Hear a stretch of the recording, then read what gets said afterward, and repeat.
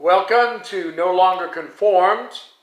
I am Erik Garthe, and we are in class with Joseph.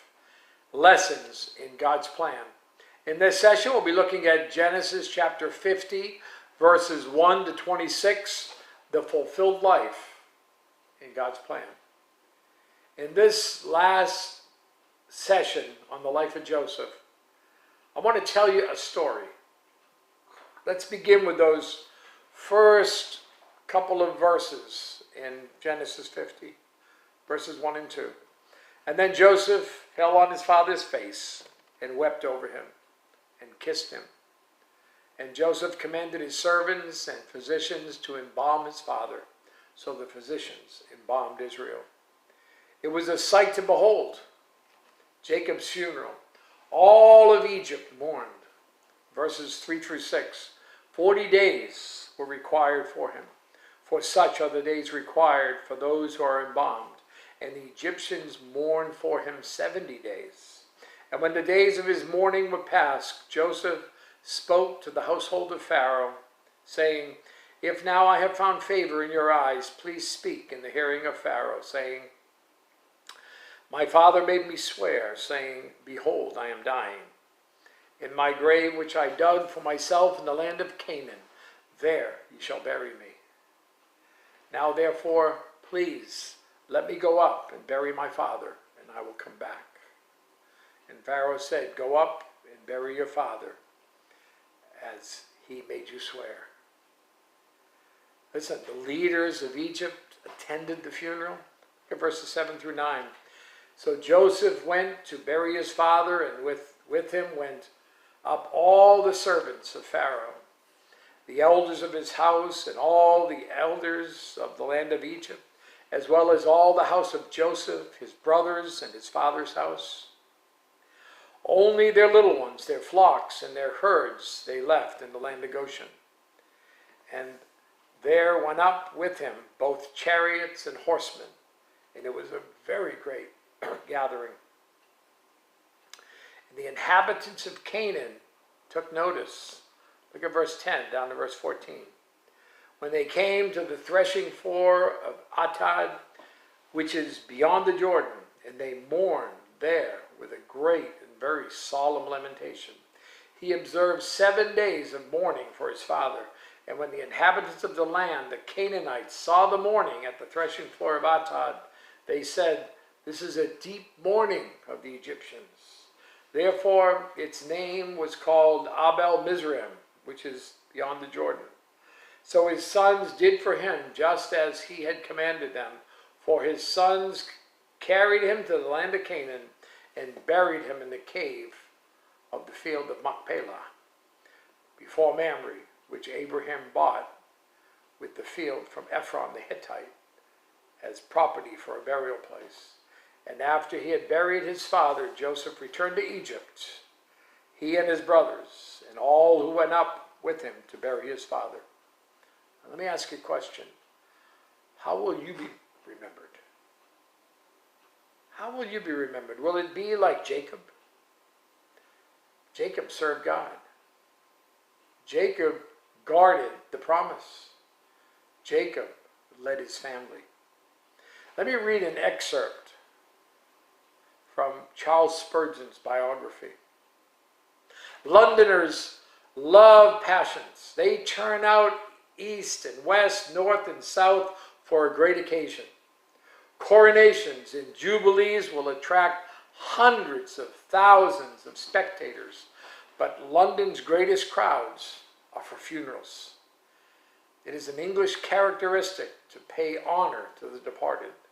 When Wellington's body was carried through the streets with all military pomp and simplicity, there was hardly standing space along the route.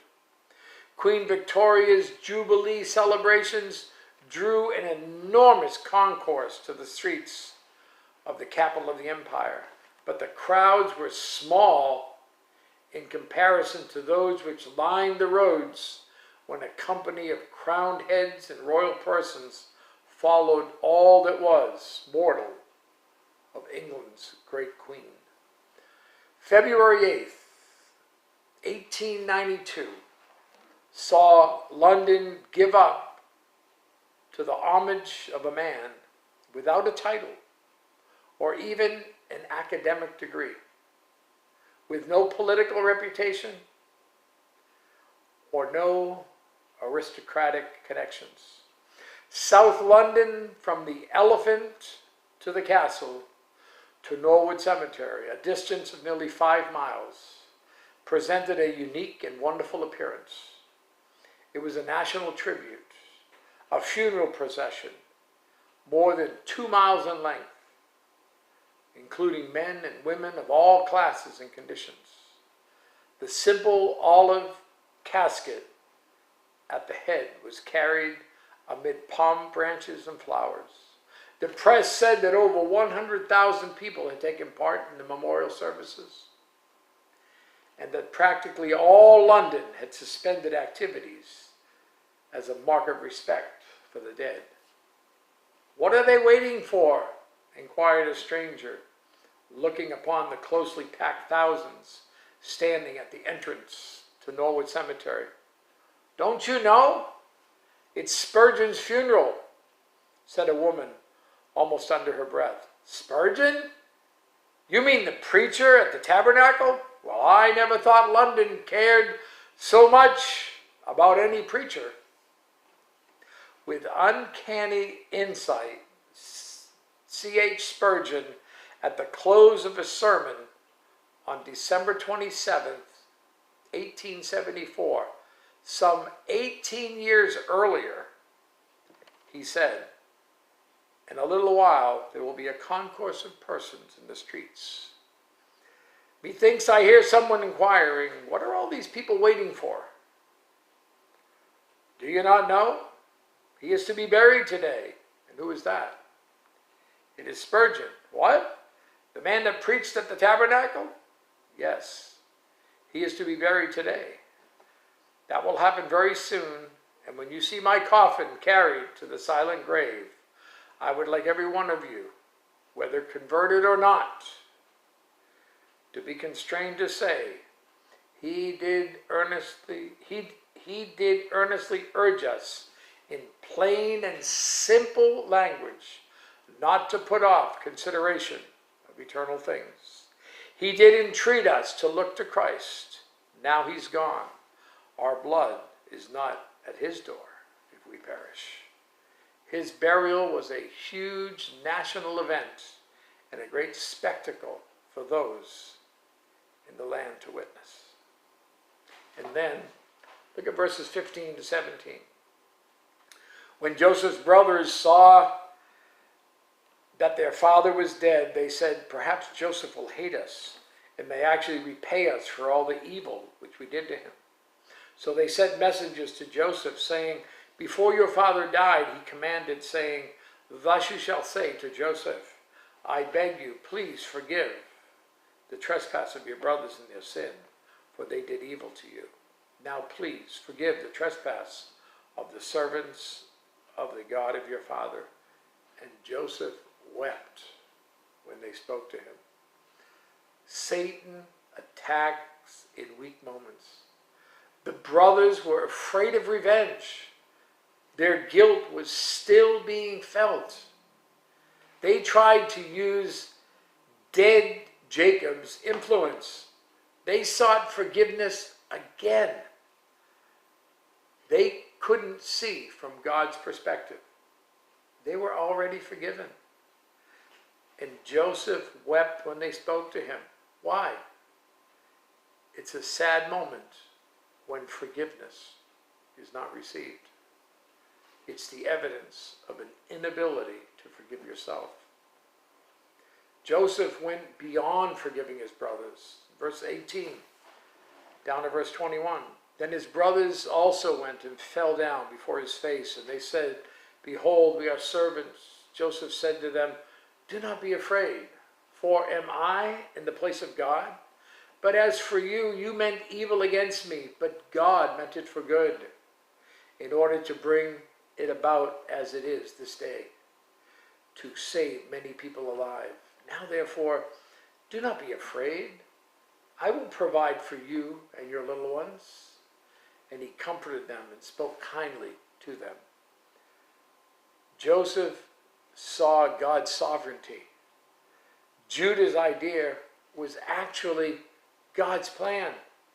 God sent Joseph to Egypt to preserve the remnant, to keep alive Jacob's family. Listen, the Jews killed Jesus on the cross. But look at Acts chapter 2 in verse 23. Him being delivered by the determined purpose and foreknowledge of God, you have taken by lawless hands, having crucified and put to death. The determined purpose and foreknowledge of God. Listen, let me ask you, are you able to see the events of your life from God's perspective? How do they fit into his eternal plan? The purpose of looking at Joseph's life, to realize that God is sovereign in all things.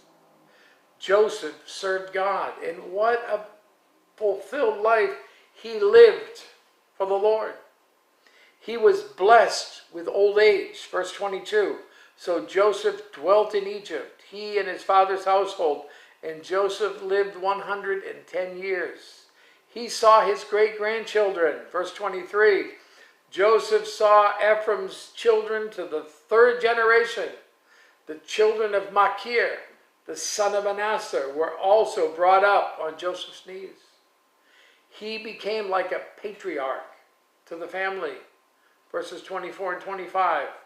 And Joseph said to his brethren, I am dying, but God will surely visit you and bring you out of this land to the land of which he swore to Abraham, to Isaac, and to Jacob.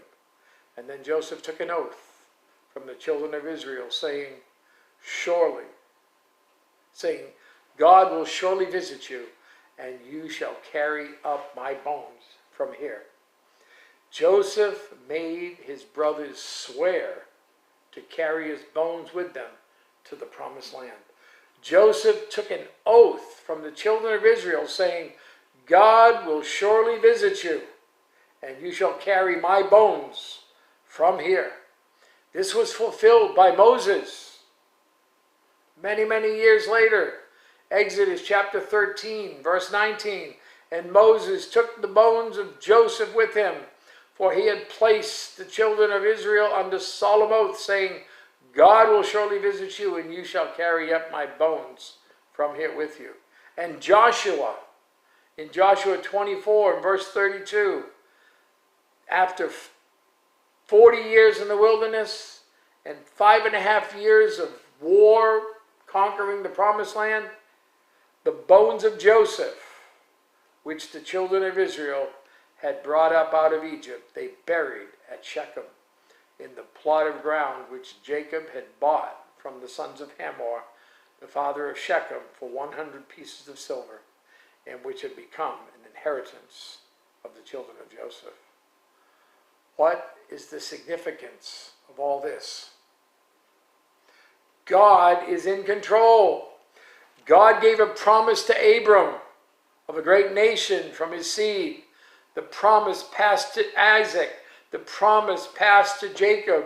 The promise passed to Joseph. But a nation of about 70 people is not a great nation. Bruce Wilkerson's walk through the Bible illustration. God took the fetus of Israel, approximately 70 people.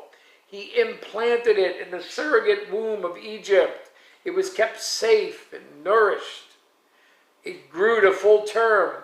Exodus chapter 1, verse 7. But the children of Israel were fruitful and increased abundantly, multiplied and grew exceedingly mighty, and the land was filled with them. The child Israel was uncomfortable to the mother, Egypt. He had to be delivered. Egypt suffered the labor pain of 10 plagues, and the new nation was born in the Exodus. But that's another story, that of the Exodus. What a great story, the life of Joseph. What a great testimony to God's sovereign control of his plan. You give thought to all that.